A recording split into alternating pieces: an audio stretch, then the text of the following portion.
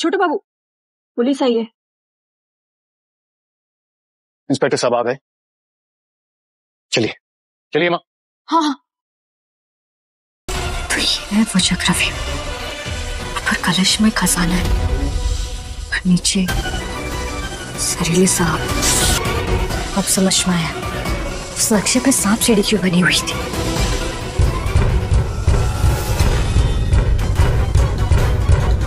ये दरवाजे पे दस्तक किसने दी? या तो गुजर हो ही नहीं सकता, तो फिर कौन है?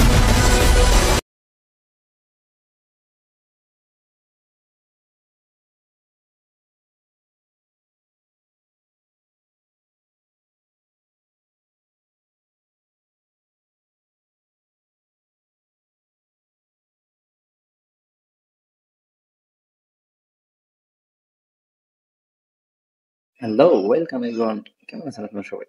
আশা করি সবাই ভালো আছেন। সো আপনাদেরকে স্বাগত জানাইতেছি আমাদের আজকের episode Nayantara today's update.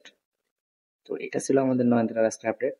And আজকে আমাদের নয়নতারা আপডেটে যেটা দেখায় সেটা হইতেছে যে নয়নতারা বিষাক্ত সাপের মুখোমুখি হয়।